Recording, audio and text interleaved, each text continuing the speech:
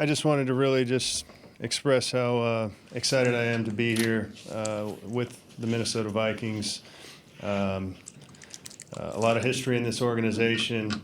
Excited to be in a football town, football state, a football region, where I know even in just being here a few days, I had to get a haircut because they told me I had a press conference. So sitting there waiting for a haircut, and the people getting haircuts and the people cutting the hair, all they're talking about is the Minnesota Vikings. So didn't get as much of that in LA, so there's a lot of things to do there. But that kind of segues into just wanted to thank the LA Rams, the organization, Sean McVay in particular. Working with Sean for 6 years total in LA and Washington was invaluable to me. We're great friends, and I just really appreciate the opportunities that he gave me to work for him and the collaboration that we had over the years. So, and then lastly, just because I know my family will be, watching this, just want to thank my wife Anna, my kids, Ivy, Mac, and Minnie. All three of them are excited about moving out here. You never know when you tell your family you're picking up and packing up, and but all of them are great kids, and my wife has been so supportive in this business. So really appreciate it. I'll just open it up for questions now. How much do you think that Sean McVay is responsible for? So much of what you hear now is shared ownership with the players, and the players are asking for it, and younger coaches seem to be willing to give this and talk about having fun and all that. How much of that is him changing kind of the coaching narrative? I don't know if it's him exclusively. I know that times change. There was a time when you could probably walk up and kick a player in the butt, and that was accepted. I'm glad we've changed in some of those aspects. There was coaching from fear in a lot of ways, but really,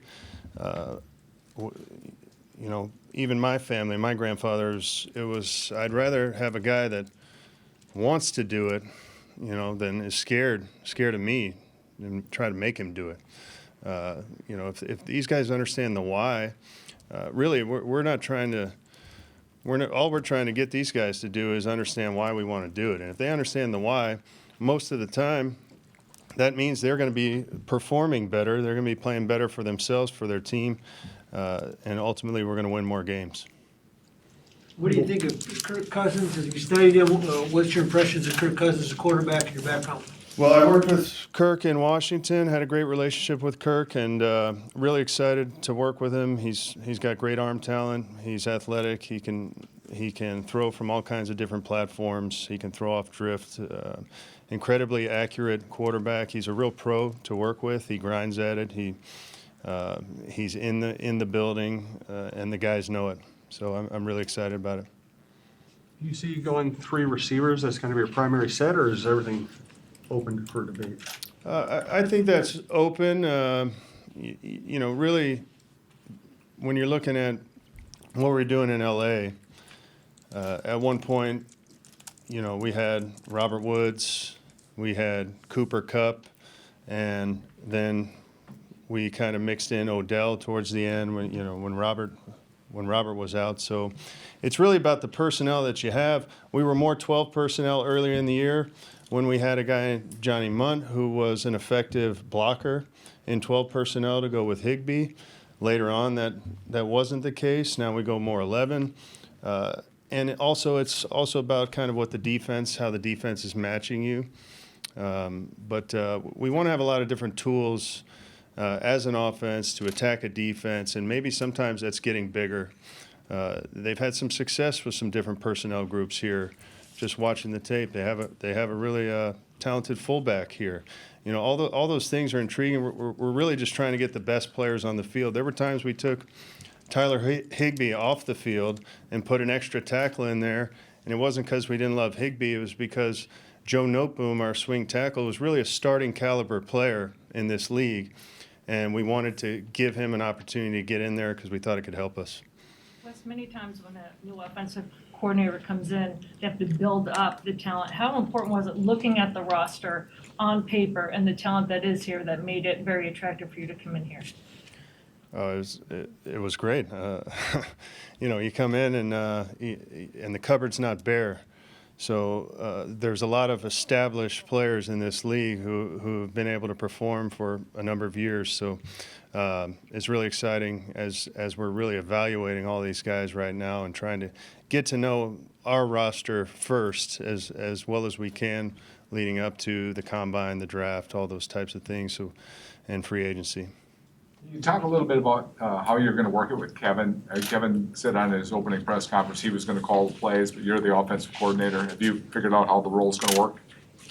Well, obviously the play calling aspect is extremely important on game day. But when you're in this thing, you kind of realize, and not just from a coordinator standpoint, you realize the collaboration it takes to kind of get those plays on the page and to detail out what's important from week to week based on the scheme, the defense, the plays that you're trying to execute. So there's a lot of things that kind of lead up to the final product there where Kevin will be calling the plays. You talked a little bit about how things have changed in the league. I guess at this point, what's your philosophy on the value of the running game and how you use it in the modern NFL? I think any coordinator who's good would tell you that the running game is important. But I would say that winning the game is most important. You're going to play some teams where scheme-wise they make it very difficult to run based on their personnel and their scheme. A guy that comes to mind, Todd Bowles, always had one of the best defenses against the run, and you see a lot of people's press conferences after they play a Todd Bowles defense, and they say, "Why did you abandon the run? Why did you abandon the run?" It's like a broken record. Well, there's a reason for that. They're daring you to throw it a lot of times, and sometimes that's what you got to do to win the game. So the running game is certainly important, and you always feel better about kind of staying on track, not being in the second and longs, third and longs where more of your playbook is available. So yes, the run game is critical, but in the end, it's about winning the football game. You learned a lot from your dad as a former head coach. He didn't call up plays when he was a head coach. Was that easier for you to adapt to that type of style, system? Well, he took a lot of heat for not putting on the headphones sometimes, but he was always a big part of the planning going into it, and the scheme and the game plan. So, and he was always close to the guys calling the plays. So whether it was Tate Cottrell in Buffalo or any of the guys that that he ended up working with. So I'm just here really to, as Kevin's got a vision of what he wants to do, and we've worked really closely together. So I can be a resource for him and the players as far as putting in a new scheme and detailing out some things and making sure that our coaches understand the way we want it to look in that collaboration, and the players as well, and trying to be a resource and a tool for them when Kevin's got other things as a head coach. How excited are you to utilize a player like Justin Jefferson? I mean, as excited as you can be.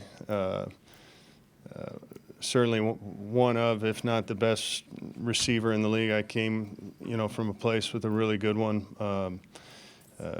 Extremely talented, extremely competitive, can win from aligned outside, aligned inside, really anywhere on the field. Has speed, can transition. Just can't say enough about him. Really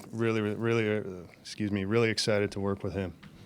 Do you have any memories of your grandfather's career? Like, how old were you when he was coaching at the end? Not so much career.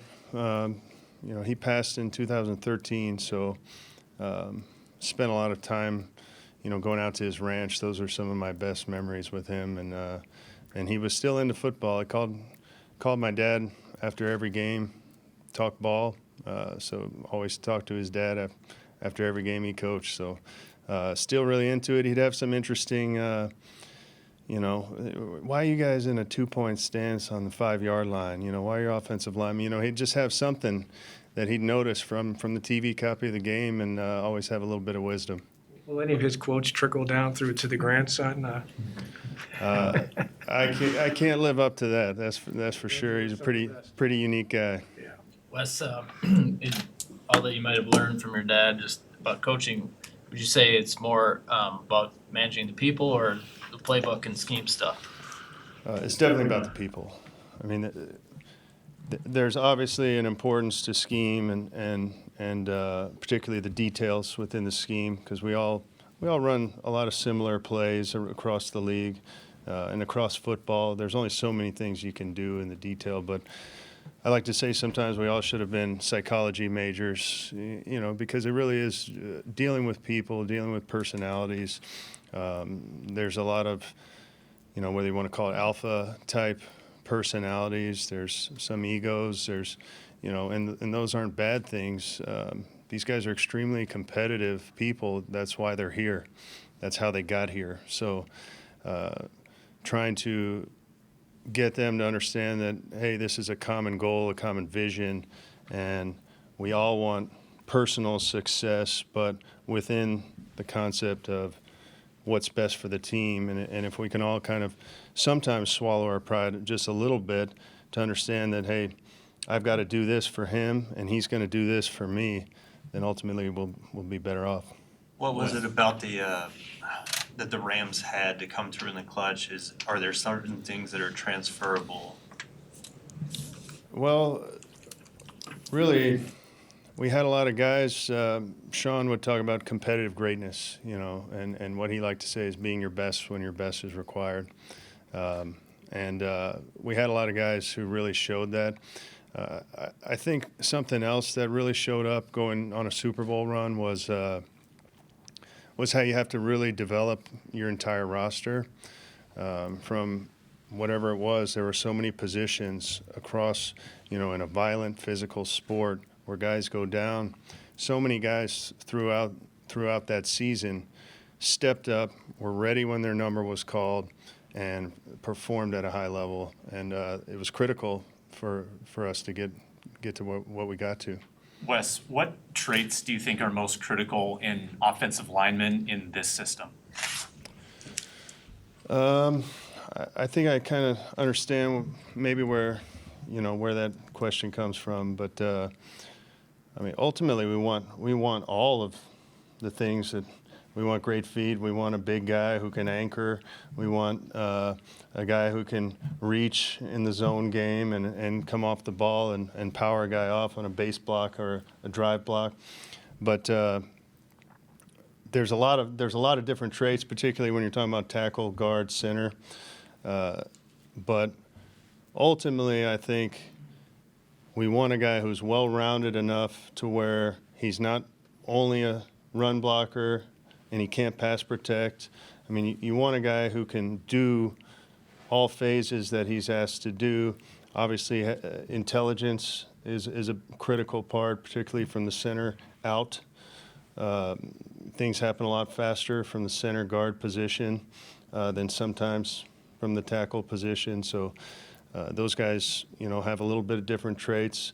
Obviously, you love the length from the outermost guys to take on the outside linebacker, long defensive end type guys that are rushing, really good athletes. So length is certainly important. But I know I didn't really answer specifically. There's just a lot of traits that you're looking for, and sometimes we can get away with not having one thing if he's kind of exceptional in another area. Last few questions for Wes. Another guy coming with you from LA is Chris O'Hara, the quarterback's coach. What are the Vikings getting with him? Chris is a guy that's all he's done his whole career is just grinded, and is a really smart football coach, really prepared.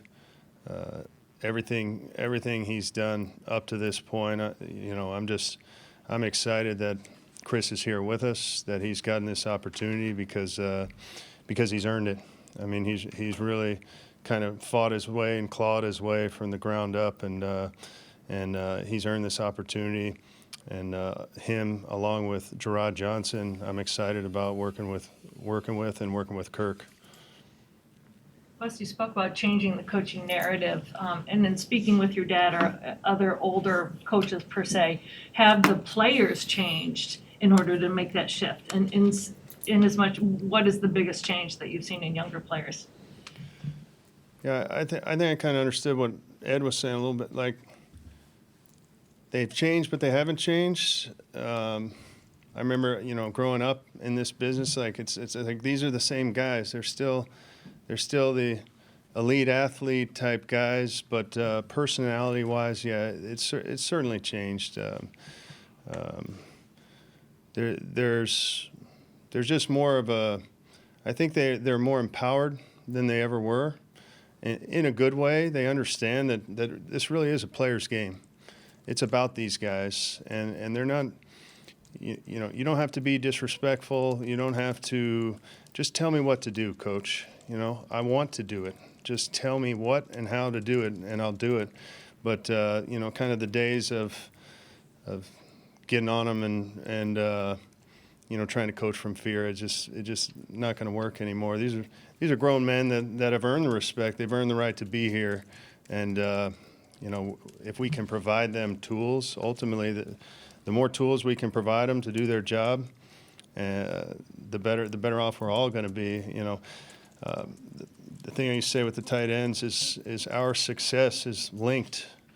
You playing well helps me, and me coaching you and getting things out of you helps you and helps me and helps the team ultimately. So we're all linked together in this. Ultimately, it's the players that have to perform when it's out there, but it's a team effort for sure.